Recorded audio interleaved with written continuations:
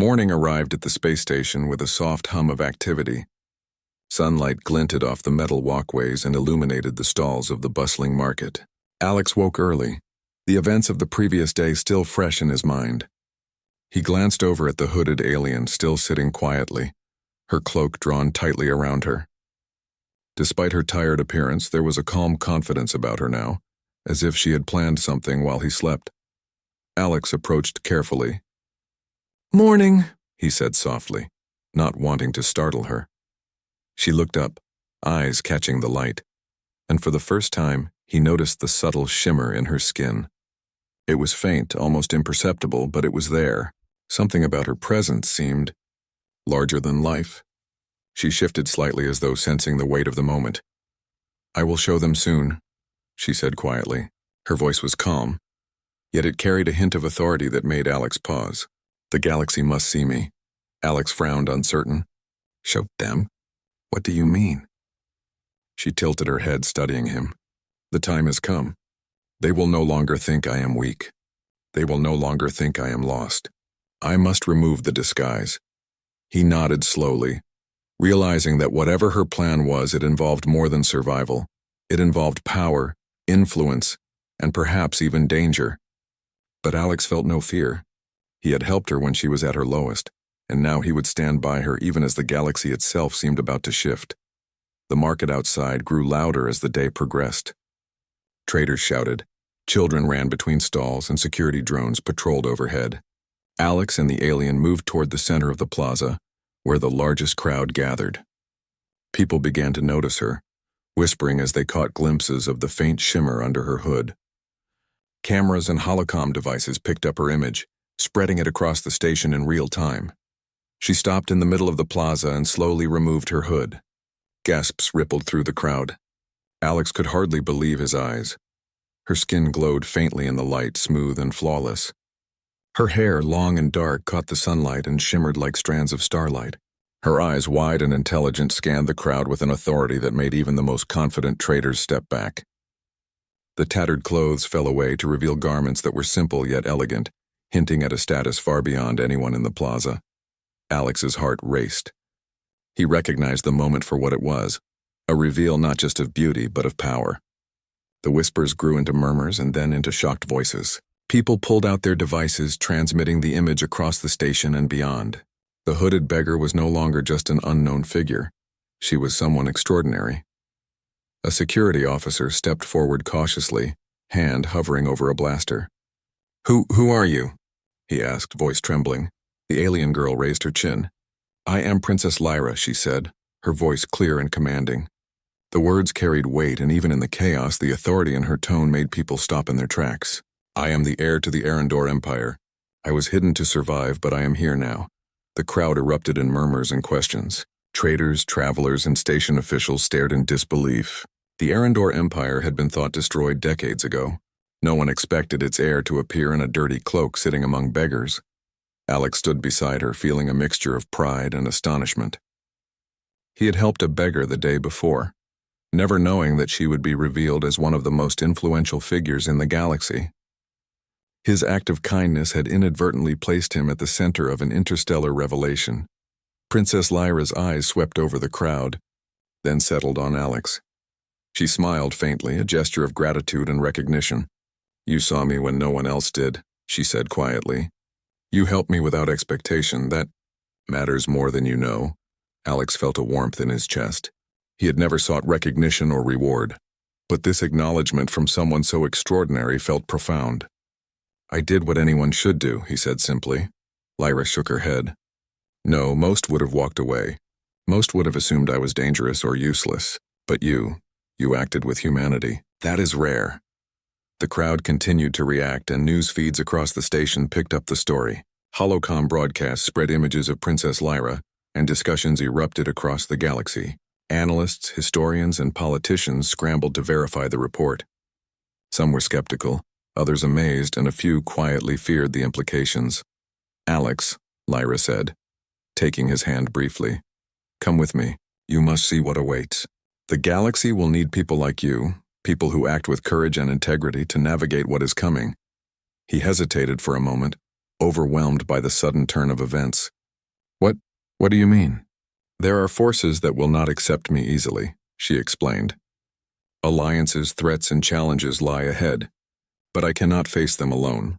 I need someone I can trust, someone whose heart is not swayed by fear or greed. That is why I asked for your help yesterday. And now, you are here not by chance but because you have shown the strength of humanity. Alex swallowed hard, feeling the weight of her words. Helping a beggar had seemed simple, an act of decency in a galaxy that often rewarded cruelty and selfishness. He had no idea that it would lead to this moment, standing beside a galactic princess, about to step into events that could shape entire worlds. The station's authorities cautiously approached, but Lyra raised her hand, and even the security officers hesitated. Her presence commanded respect and attention.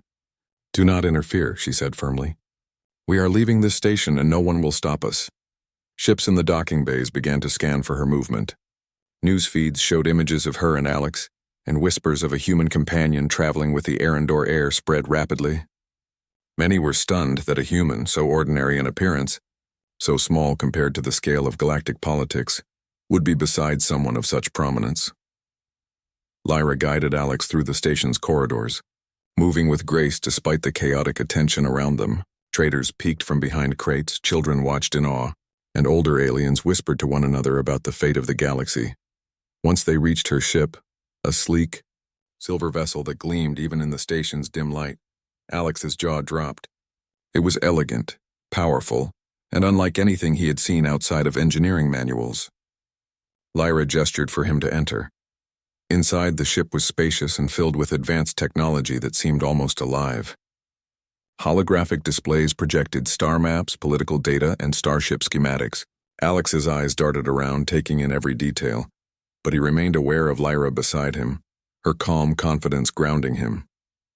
"This ship," Alex began. "It's incredible," Lyra smiled faintly. "It is nothing compared to what we must do. There are people who will not accept my return. Empires will challenge me, alliances will be tested, and the galaxy itself may tremble. But I have chosen to act, not as a ruler hiding in fear, but as someone who will face the truth." Alex nodded, understanding more than ever why he had been needed. "Then, I will help you," he said. "Whatever comes, I will stand with you." She placed a hand on his shoulder, a gesture of gratitude and trust. "Your humanity is rare, Alex. It is that humanity that will inspire others. The galaxy often underestimates humans, but they have courage, empathy, and ingenuity that cannot be measured in power alone. You will see, even the smallest acts of kindness can echo across the stars." As the ship departed the station, Alex looked out the viewport. The bustling spaceport grew smaller beneath them, the sunlight glinting off the hulls of ships and the shining towers of the station.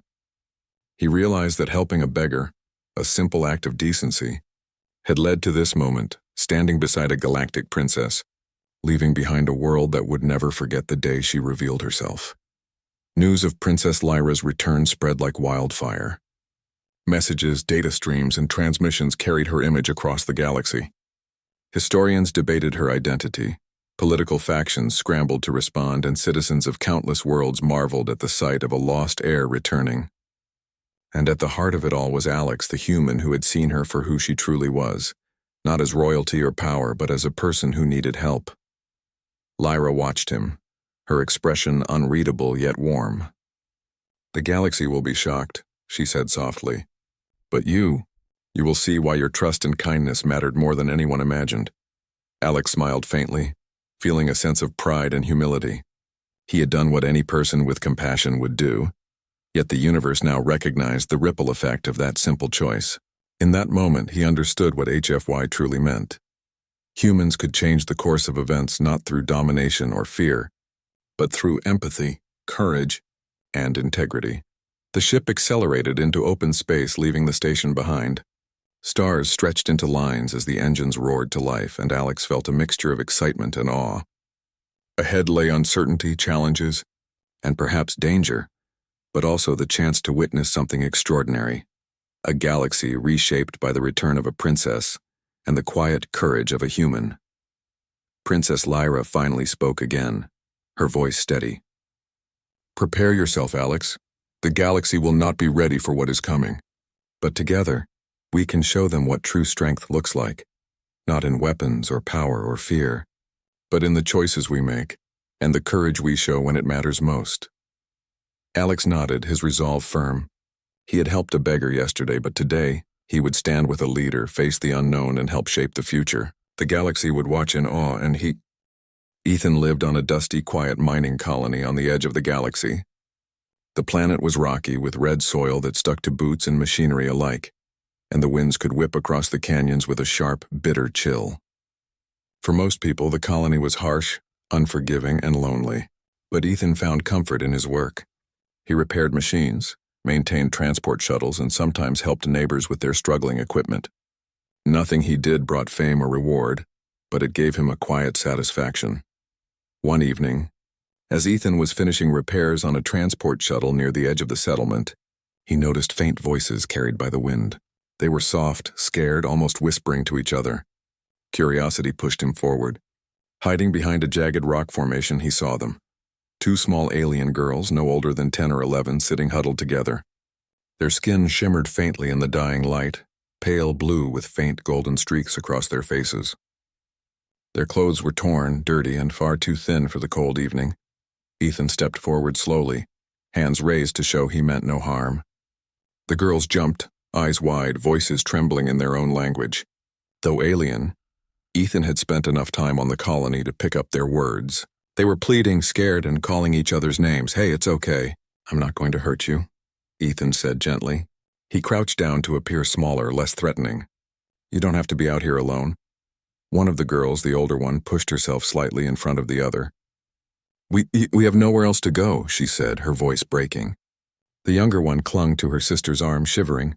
Ethan looked around. The mining colony had its dangers. Wild alien predators often wandered too close to settlements, and with the night approaching, temperatures were dropping fast. These girls couldn't survive here alone. He made a quick decision.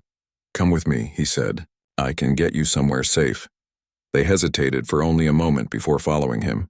Ethan led them to his small home on the outskirts of the colony, a modest structure made of reinforced metal and salvaged materials. Inside, the warmth of a small heater and the smell of clean air met them. Ethan handed the younger girl a blanket. "You're safe here," he said simply. "Tell me your names." "I'm Lyra," said the older one. "And this is Sarah," Ethan smiled. "All right, Lyra and Sarah, you can stay here tonight. We'll figure out the rest in the morning." That night, as the girls slept on makeshift bedding, Ethan thought about what to do. Taking in alien orphans without permission was not something the colony authorities would look kindly upon. Still, he couldn't ignore them. The choice was simple: leave them to survive on their own or help them even if it meant risking trouble. His decision was already made. Over the next few days, Ethan worked to make their temporary home more comfortable. He patched the girls' clothing, found food for them, and even fixed a small abandoned shelter near his property so they would have more space. Slowly, Lyra and Sarah began to trust him. They laughed, shared stories about their parents, and even taught Ethan a few words in their language. Despite his efforts, life on the colony was never easy. Neighbors whispered about the human who was harboring alien children. A few miners approached him, questioning his motives, some with suspicion, others with thinly veiled hostility. But Ethan didn't respond with anger or fear.